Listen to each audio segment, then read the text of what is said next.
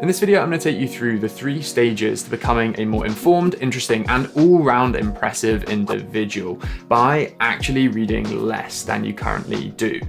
And if you feel like you don't read that much at the moment, you're almost certainly wrong and need this video much more than you realize. Hello, you wonderful people. Welcome back to the channel. And for those of you who are new, I'm Liam, a trainee lawyer in London.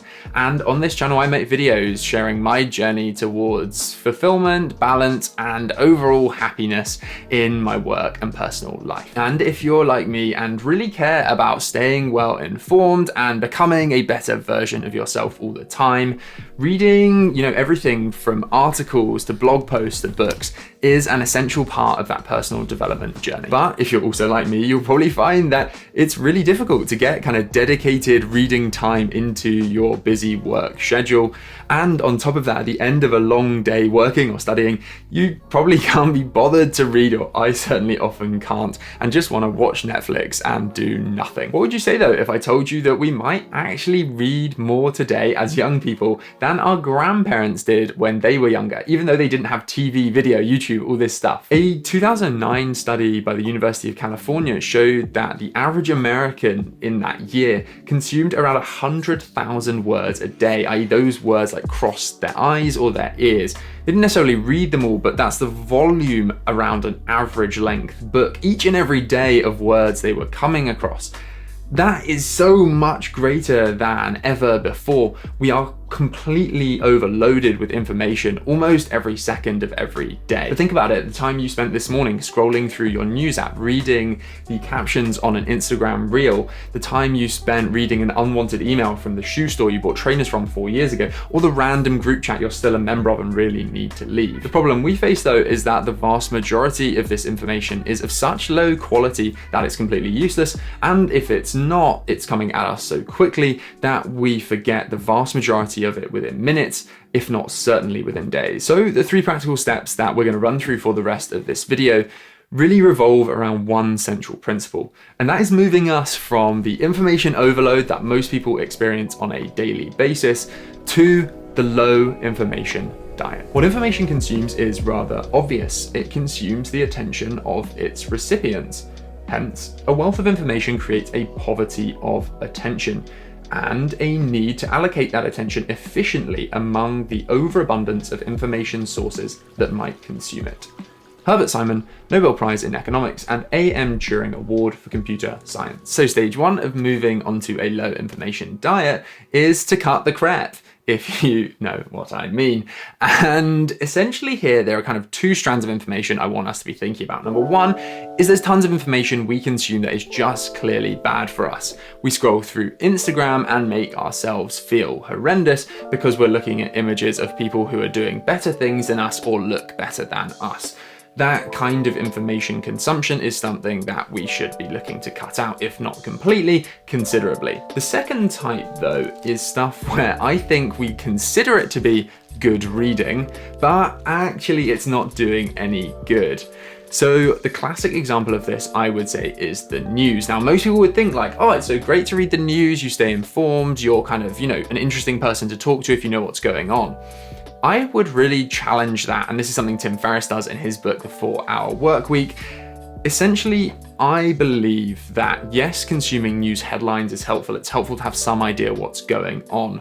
But actually, taking a stoic approach, there's very little we can do to improve any situation. If we read about a horrendous murder, okay, we know it happened, and I can get that from the headline. But reading the details as to the investigation, what happened, kind of is really just entertainment in a kind of warped way. It's not something that's actually going to contribute to our lives. So I think really pay attention to, is it a piece of information that's just actively, doing you kind of no good? Or is it something that we would consider good reading, but actually isn't giving you any direct benefit? And to help with this, there's one clear principle I try to keep in mind, formed of 2 questions. 1, is there something I can implement here? If not, 2, is there something that it will be useful to know in a conversation or task? If not, stop reading. So now you've got this kind of general principle in mind of really focusing on what is the utility of whatever I'm reading. what can you practically do to stop yourself stuffing your face with crepes, which, unless you hadn't realized, is a metaphor for consuming mindless information that, frankly, while delicious and instantaneously pleasurable, does you no good in the long term. Two things. First of all, I really strongly recommend that you do an information detox for 3 days. That means no news, no videos other than finishing this one, no Instagram, and then no reading other than maybe half an hour of nonfiction if you find that relaxing, or for example, maybe an hour a day of TV if, like me, you are a Love Island addict.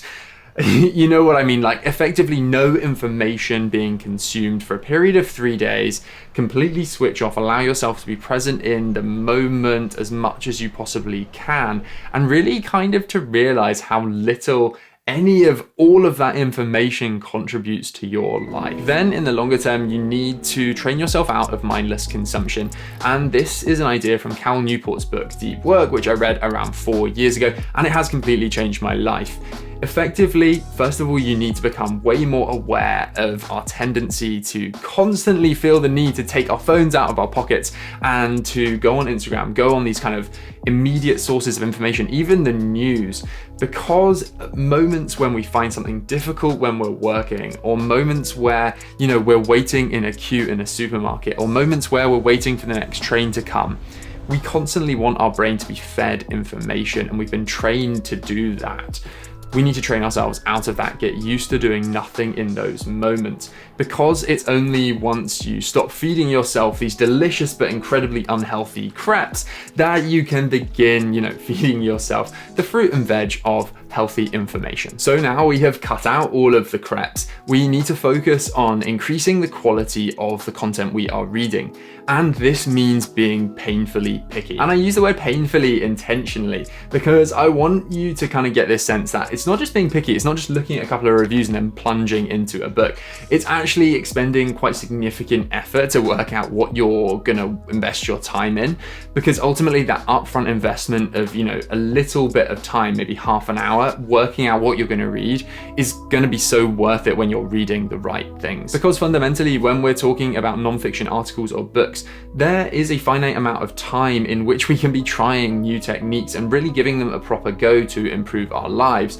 Or conversely, there is a finite amount of information that we can retain when we're learning about business or history or politics. My general rule is that I never want to be reading more than one personal development book a month and one nonfiction kind of book out of interest. And that may seem like not a lot. That's a maximum of 24 nonfiction books a year. I never actually get anywhere near that reading full books. I instead prefer to read these things very slowly, and I'm going to have a whole separate video on how I actually read and retain what I'm reading and focus on quality and deep understanding and implementing the techniques from the books that I am reading. I then supplement this really deep reading with podcast episodes, book summaries from Blinkist, and courses on Skillshare, today's sponsor. Skillshare taught me how to edit my videos when I was first starting out on YouTube with their amazing classes on Final Cut Pro, as well as their online learning community to help answer my questions. One of the best courses I've taken recently was Thomas Frank's course, Productivity for Creatives. It's massively helped me up the quality of my videos, I think, and be more consistent where I previously had struggled to post regularly. So yeah, as part of investing in myself, I often dedicate time to learning new things on Skillshare, whether that be editing sweet Instapics or living more sustainably. Skillshare has enabled me to connect with fellow creatives and motivated me to never stop learning. The first 1,000 people to use the link in my description will get a free trial of Skillshare Premium membership. I have a 4-step vetting process before I will read any book. And first of all, I have a general preference for books. So this means that although I listen to an awful lot of podcasts, and certainly in the past listened to a lot of podcasts, I now prefer to listen to audiobooks through Audible as much as I can. Because for me, that £5 to £10 a month investment means I'm getting the highest quality content. Because when you think about it, a book is something that someone has taken months, if not years, researching and developing, really crystallizing their very best ideas. A podcast episode is much less distilled. You're probably going to get much less really high quality nuggets of wisdom from it. So yeah, I prefer to focus on audiobooks as kind of my first criterion for what I'm going to be consuming. Second, I look at who the author is, and I have a very firm policy now, having had a few bad experiences, of only ever reading books by authors who are either very experienced in their field or who have actually done the thing they are talking about successfully. I want to really trust that they know their stuff. Once I've decided on format and I'm happy with the author, I then move on to reviews, and I will focus on bad reviews, looking really at why people have, given a book 1 star on Amazon. Is it just someone like, I got bad delivery, or is it because they found fundamental flaws in the argument or the ideas from that book? I also then look at any sources online, particularly Derek Sivers' website has a great book notes section where he rates every book that he's ever read, and I have taken a significant number of the books that I've read from the books that are rated 8, 9, or 10 out of 10 on his website. And finally, fourth, I'll consider whether I've had any friends recommend that book. Essentially, if I've had friends who I trust and who are in a similar position to me recommend a book, chances are I'm probably going to enjoy it more than if I've never heard of anyone in my position reading that book. And the final stage to cutting down and maximizing the quality of the information you are taking on is to stop if it's not a hell yes. If you're reading a book or an article, I'm absolutely staggered the number of people who seem to me to say, yeah, I'm really not enjoying this book. I'm like, halfway through.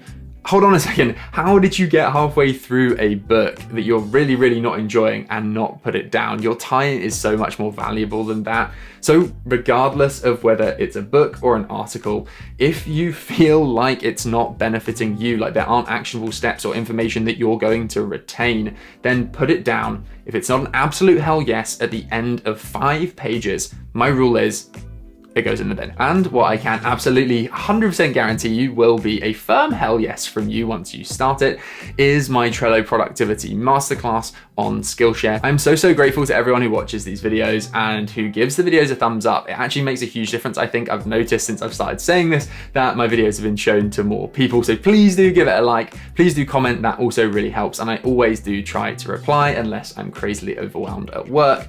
And please do watch my next video, which is going to be all about remembering all of this high quality information that you're now going to be reading, my techniques for doing so, and making sure that what I'm reading really has a tangible positive impact on my life.